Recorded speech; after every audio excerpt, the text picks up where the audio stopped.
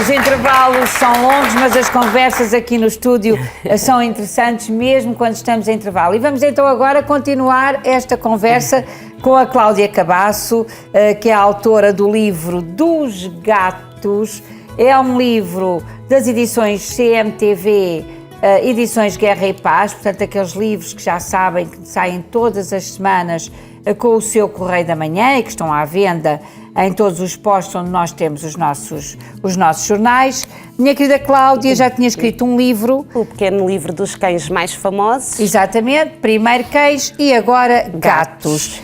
Já vamos saber um pouquinho a comparação entre cães e gatos, mas este livro, o livro dos gatos, é sobretudo um livro de histórias. Sim, sim, são várias histórias, breves, mas eu acho que, apesar de serem breves, contam o essencial acerca de gatos que se destacaram e que surpreenderam não só os seus donos, mas também toda a comunidade e que muitos deles até replicaram para outros países as suas histórias. Por exemplo, temos o exemplo de uma dessas histórias. Olha, houve uma história que me impressionou bastante, que foi, havia um hospício, uma clínica, um hospital para doentes com doenças degenerativas, Alzheimer, demências, portanto, pessoas que já estavam em estado muito avançado da doença até estado terminal.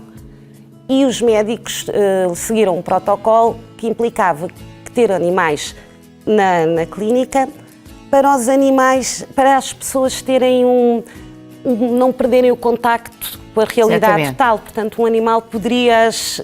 Então, aquela pessoa podia levar o seu animal? Não. Veio o Oscar, veio um gato, animal adotado. O Oscar era um gato muito arisco. Portanto, quando os doentes passeavam pelos corredores, ele afastava-se, ele não lhes passava grande cartão. E todos os dias o Oscar fazia uma ronda, tal qual como os médicos, pelos quartos.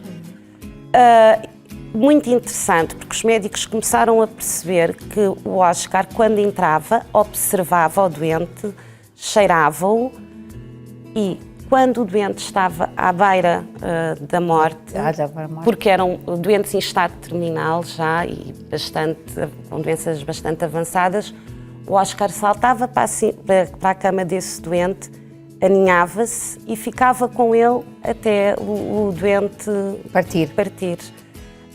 De tanto isto, tornou-se era infalível esta previsão do Oscar, que permitiu aos médicos falar com as famílias e dizerem: venham, porque chegou a hora, provavelmente, do vosso familiar, claro. E para não ficarem sozinhos. Por vezes, quando os familiares não conseguiriam estar, o Oscar só saía depois das pessoas terem morrido e ronronava e acarinhava, e sendo ele um gato arisco. De tal ordem, os médicos perceberam que era tão certeiro esta previsão, este pressentimento, este dom, sim, que houve um médico que uma vez, curiosamente, olhou para um doente e, através dos dados e de análises clínicas, não é? Rigorosas, científicas, disse: não, este senhor ou esta senhora está prestes, por favor, chamem a família. Só que o Oscar entrou no quarto, observou, cheirou, deu meia volta e foi-se embora. E, de facto, não foi esse o dia em que aconteceu. O Oscar é que tinha razão. Eu percebo, Cláudia. A Cláudia foi sempre, confidenciou-nos há pouco, uma mulher de cães. Sempre foi. Não é? Sempre teve cães em casa dos pais. Sempre. Os gatos surpreenderam, não é? Muito. E confesso que quando a editora Guerra e Paz me convidou para fazer este livro, eu fiquei um pouco assustada nos primeiros dias. Pensei: gatos, será que nos vão falar, que vão ter aquela devoção pelo humano, que vão ter histórias? E fiquei surpreendida, porque são muitas as histórias de gatos. Esta do Oscar é extraordinária. Mas há também aqui gatos de famosos. Eu folhei o livro, ainda não tive a oportunidade de ler, vou lê-lo de fio a pavio. Mas há um gato muito engraçado que é o gato do primeiro-ministro inglês. Ou seja, um gato que teve vários primeiros-ministros, porque ele vivia em Downing Street, não é? No número 10. Downing Street, que é a residência oficial do primeiro-ministro e o escritório britânico do Reino Unido, e entrou no tempo da Margaret Thatcher. Depois, quando entrou o Major, o gato começou a dar muito nas vistas e a imprensa seduziu a imprensa, e a imprensa tinha sempre notícias acerca dele, nem que fosse só ele estar à porta de Downing Street, porque era um gato bonito. Sim. E ele é que era o dono daquilo, não é? Era o dono daquilo tudo. Não foi. Os bem-ministros diziam, mas ele continuava, ainda apanhou um outro, eu sei que ele foi de 3. Entretanto, com o Major há uma história muito curiosa, que eu vou tentar contar rapidamente, Sim. que houve 4 passarinhos que morreram e um jornalista resolveu dizer que tinha sido o Humphrey a matá-los.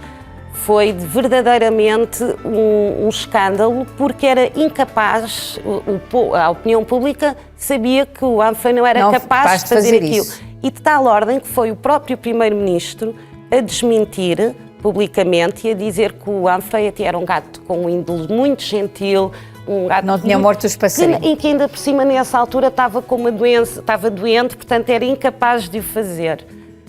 Depois entra o Tony Blair foi o último e a sua esposa, e circulam rumores que a Cherie Blair é alérgica a gatos e que quer que o gato saia da residência oficial.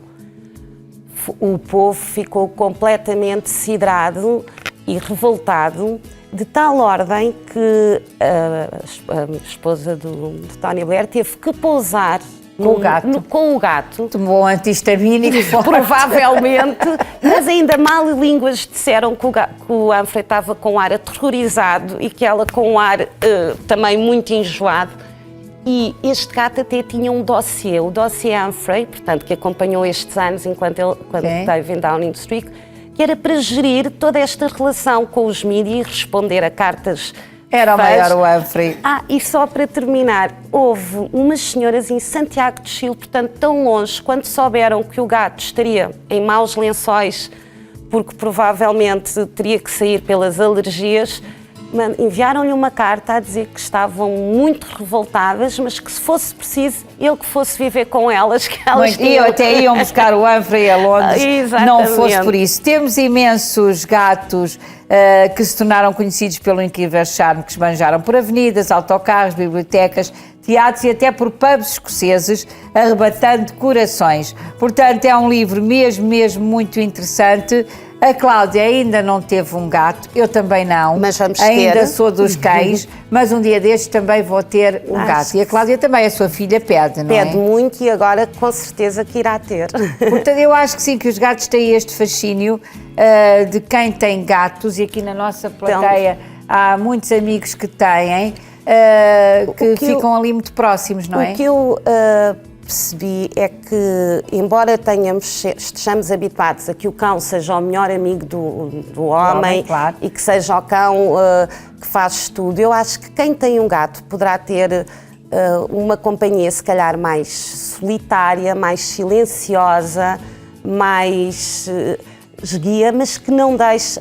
Contudo, será tudo menos monótono, com certeza. Acredito que sim. Cláudia, para já vamos começar por ler este livro. Muito obrigada. O livro dos gatos é uma porta aberta para deixar entrar um gato em sua casa.